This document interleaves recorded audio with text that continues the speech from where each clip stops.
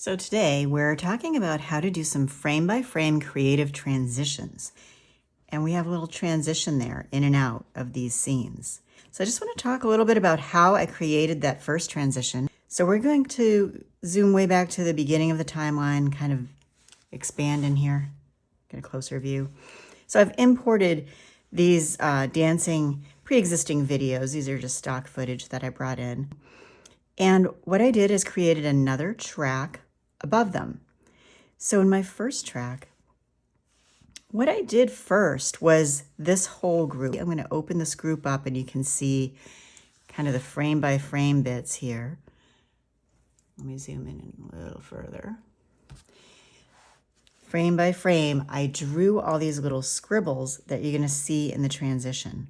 So it starts off, it's just the first frame, went up into the drawing mode. I chose a brush that was in inking, and I used a marker. So I used that, and in my first frame, drew a few lines. Then this was done in flipbook mode. So let's get right up here into flipbook mode. The first frame I drew would be this. There we go. I kind of went over the last lines and added a few. Went over and added a few. So each frame, they cumulatively got more and more and more. And you can do a little bit of copying and duplicating, but some of it, to do it by hand, to do the tracing over, gives you a little more of that dynamic, wiggle and more movement than just a copy, paste. So I want it to be jittery, even though it is quick. It's not very noticeable. More and more and more and more and more. There was a point when I started to get into this heavy coverage where I probably did just duplicate a frame and add, but I didn't do it for every one of them. I wanted it to really have a little bit of a changing feeling.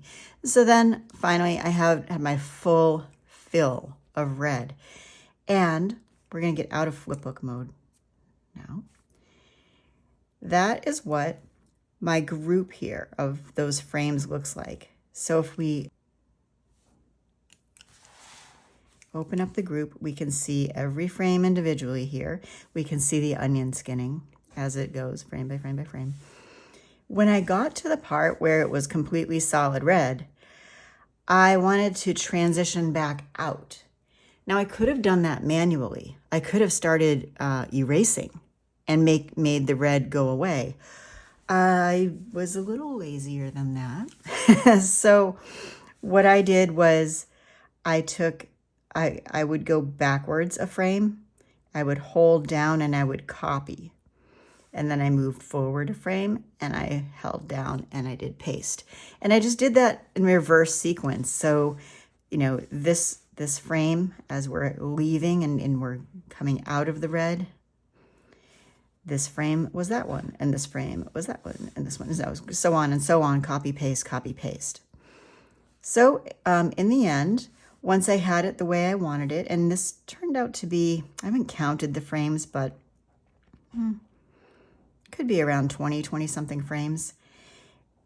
Again, that's on its own track. I went out of draw mode, went into the mode where I can select and group. And I grouped it all so that I could have the flexibility of moving my transition around. This also helped me because once I had my transition complete and I grouped it, I took it and it's really important that you click in the right place here. You click on the top part of the bar. I copied my group. I went over to another track, another fresh track, and I pasted it here. And then I went back into the group, I ungrouped, I got rid of the transitioning in. I didn't need all that, but I just plopped it in, moved it to the beginning, and I started with the solid.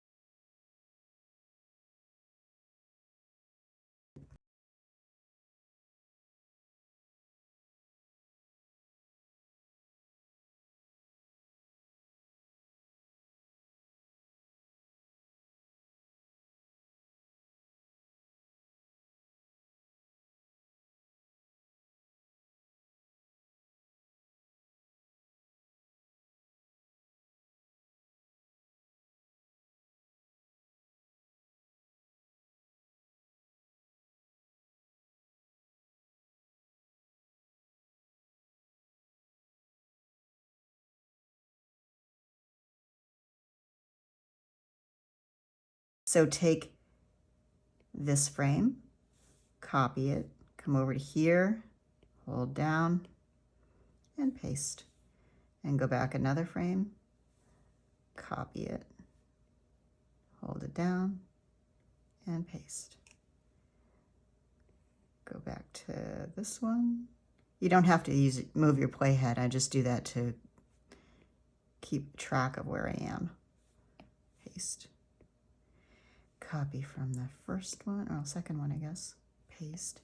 And then the very first one. Copy and paste. So now I've reversed that sequence and didn't have to redraw everything out again. That is a really quick transition, but it is kind of fun, kind of cute.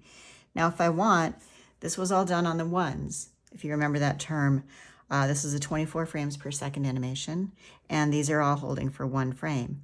If I want, I can hold those on the 2s and then extend each frame out for 2 frames.